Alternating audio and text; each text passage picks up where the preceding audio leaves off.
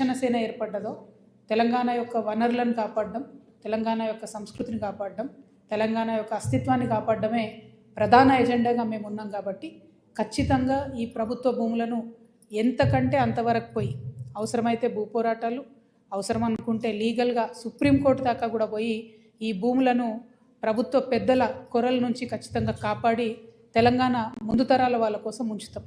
ఎందుకంటే ఇవాళ మీరు ఈ ప్రభుత్వ వైఖరి చూసినట్టయితే కంప్లీట్గా ఎక్కడ అప్పులు దొరుకుతలేవని చెప్పి ఉన్న భూములన్నింటినీ కూడా అమ్ముకుంటూ హెచ్ఎండిఏ లేఅవుట్ల కింద, అనేక లేఅవుట్ల కింద ఉన్న భూములన్నీ కూడా అమ్ముకుంటూ ఉన్నారు.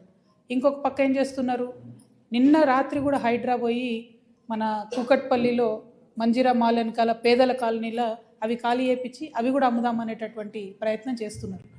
ఇక్కడ అమ్ముకుంటూ పోతే మరి మన భవిష్యత్తు తెలంగాణ అవసరాల కోసం ఎట్లా అనేటటువంటి విషయాన్ని దయచేసి మనం గమనించాలి. కాబట్టి ఇట్లా భూములు అమ్మడానికి, అదేవిధంగా అప్పనంగా ప్రభుత్వ భూములు పెద్దలకు అప్పచెప్పడానికి కూడా మేము తీవ్రంగా వ్యతిరేకంగా ఉన్నాం. తెలంగాణ రక్షణ సమితి తరఫున ప్రభుత్వానికి హెచ్చరిక చేస్తూ ఉన్నాం. మీ భూదందా అంతా కూడా బయట పెడతాం. మీరు ప్రభుత్వ భూమిని అప్పగించేటటువంటి పనులు దయచేసి మానుకోవాలి. మేము ఈ మధ్యలో శ్రీ ఆదిత్య అనే బిల్డింగ్ దగ్గర పోయి ధర్నా చేసినప్పుడు హైడ్రా వాళ్ళు ఉల్టా మా మీదనే దాడి చేసే ప్రయత్నం చేసిండ్రు. ఆ తర్వాత మేము సాక్ష్యాధారాలతో సహా తిప్పికొట్టినాం. అప్పటి నుండి ఇప్పటి వరకు శ్రీ ఆదిత్యని అయితే వాళ్ళు టచ్ చేయలేదు. ఎందుకంటే దాని వెనుక ఇప్పుడు ప్రస్తుతం ఉన్నటువంటి ఒక ఎంపీ గారు ఉన్నారు. ఆ ఎంపీ గారికి ఇక్కడే కాదు ఇంకా అనేక చోట్ల కూడా ప్రభుత్వం సహకారం అందించింది. కాబట్టి ఆ శ్రీ ఆదిత్య అనేటటువంటి దాని వైపు వెళ్ళలేదు. కానీ నేను మళ్ళీ ప్రభుత్వానికి ఛాలెంజ్ చేసి చెప్తున్నాను, మీరు తక్షణమే హైడ్రా వెళ్ళి అక్కడ శ్రీ ఆదిత్య పనులు ఆపాలి. అది మూసి మీద మరకలాగా ఉంది, హైదరాబాద్ మీద మరకలాగా ఉంది. మొత్తం రివర్ బెడ్లోనే ఆ ప్రాజెక్ట్ కడుతున్నారు. కాబట్టి ఖచ్చితంగా దాన్ని ఆపాలి. దాంతోపాటు ఇవాళ నేను, ఎందుకంటే అది ఆపమన్న క్రమంలో రకరకాలుగా హైడ్రా మాట్లాడింది. మేము ఈ గత 4-5 రోజులుగా ఏం జరుగుతుందంటే హైడ్రా ఇంత భూమి కాపాడింది, అంత భూమి కాపాడిందని రోజు హెడ్లైన్స్లో వస్తుంది.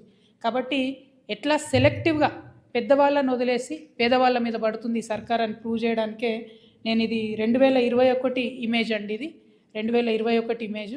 ఇది ప్రేమావతిపేట పెద్ద చెరువు అంటారు దీన్ని. ప్రేమావతిపేట పెద్ద చెరువు 2021లో మంచిగా ఉంది, చెరువు నిండుగా ఉంది, చుట్టూ పచ్చదనం ఉంది, అక్కడ ఇబ్బంది ఏం లేదు.